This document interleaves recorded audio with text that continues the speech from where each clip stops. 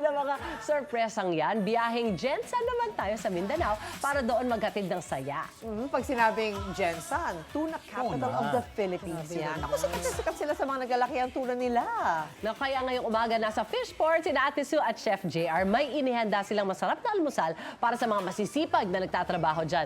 Chef, ano espesyal na ihahain nyo ngayong umaga? Ate Sue! Ano ulam?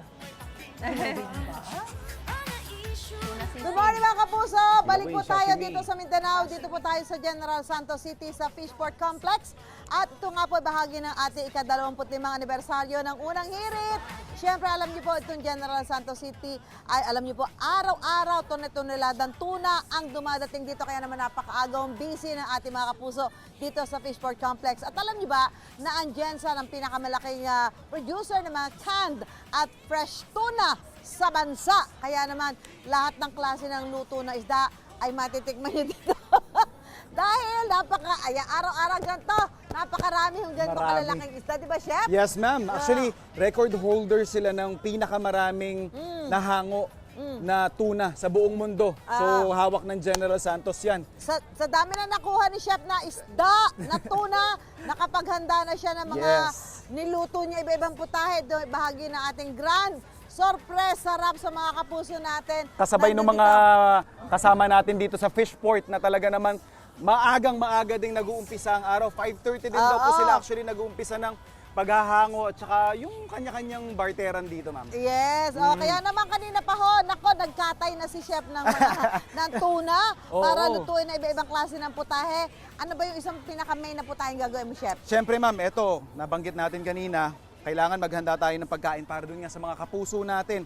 So gagawa tayo ng tuna salpikaw at eto, may makakasama tayo dito mga kaibigan natin from General Santos mismo, si Sir Axel at si Ma'am Mocha. Yan, sila yung mag-a-assist sa atin ngayon.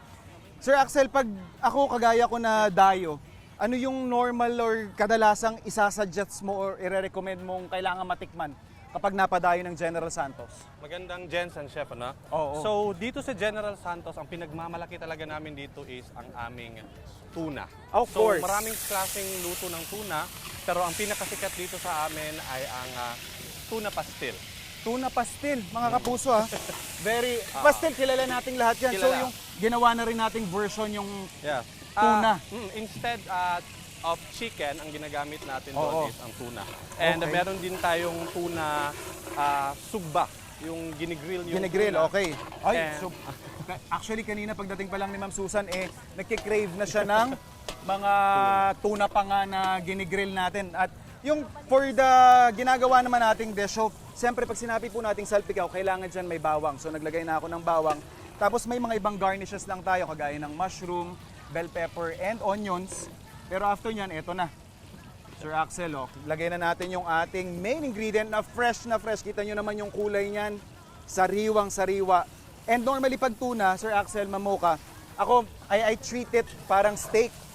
So hindi ko siya ino-overcook kasi ang tendency kapag na-overcook, parang nagiging matigas. Opo. Sayang yung quality, lalong-lalo na kapag yun, eto, fresh na fresh at saka hindi natin malalasahan yung talagang ninamnam niya. So I'm just adding in some oyster sauce. And then sa akin kasi, pag nagluluto ako ng tuna, gusto ko lang mag-touch lang siya doon sa ating pinaka-surface and then hahayaan ko lang siyang mag-rest. And by doing that, may ensure natin na kapag kinain mo yung tuna, lasang-lasa mo pa rin yung karakter niya, yung, Yes, sir. yung manamis-namis na lasa ng ating tuna. So, ganyan lang yan. We'll just cook this for another 3 to 5 minutes on high heat. And then ito na po yung kalalabasan yan, mga kapuso. Ito na yung kanina na prepare nila Brother Axel at saka ni Ma'am Mocha. Ayan, kita nyo naman. And of course, syempre, hindi lang yan yung hatid natin sa mga kapuso natin dito dahil meron tayong spread dito kung saan iyayabang at ibibida pa natin yung kanilang masasarap na mga putahe. So ito yung ating ilalagay sa ating tuna salpikaw.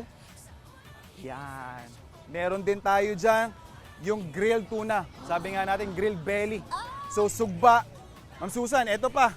Lahat na talaga, seafood overload. Meron din sila ditong tuna stroganoff. At, syempre, hindi lang naman tuna yung pinagmamalaki nila dito. iba't ibang klaseng seafood din. So meron tayong mixed vegetables with seafoods. Ayan, Ma'am Susan. Salamat, ready Dr. na? Chef. Ako talaga naman, Oo. nagugutom na ako sir. Pero bago pa ako magutom, pubusugin muna natin Of ang mga course. kapuso natin dito na Dapat. maagang maaga. Meron tayong pa-breakfast. Yan tayo. Wala po kayo dyan ng kutsara, tinidor. Ayan. Anong oras ba kayo pumupunta dito tayo? Alas 4 ng gabi. 4? Nako, tamang-tama breakfast. Araw, ilang taon nyo nang ginagawa yon? Ay, oo. Tagal na. Tagal naman. Tagal na panahon na. Mga 30 years na. Oo, sige, 30 years. Abay, napakatagal na nga talaga. Sige pa tayo, enjoy your Batang-bata pa meal. si tatay, 30 eh. years na siyang Opo. gumagawa talaga dito. Ayan, yan. Yan. So, ito po ang surprise sarap na luto ni Chef JR. Mga kasama natin dito rin sa General Santos Oo. talaga na nakikiselebrate Ah, sa sa ating ating- 25th anniversary. Ayan, maraming salamat po sa pagsama sa amin. Magbabalik po kami ni Chef JR dito po sa Jensen. Diyan lang po kayo. Happy anniversary! Happy anniversary! Ayan, bigay tayo dito para sa breakfast nila. Alright, Ma'am. Sir, wala. Sir. Opo. Unang hirit, laging una ka. Unang hirit, unang-una ka. Balitang dapat na malaman. Impormasyong may pakinabang.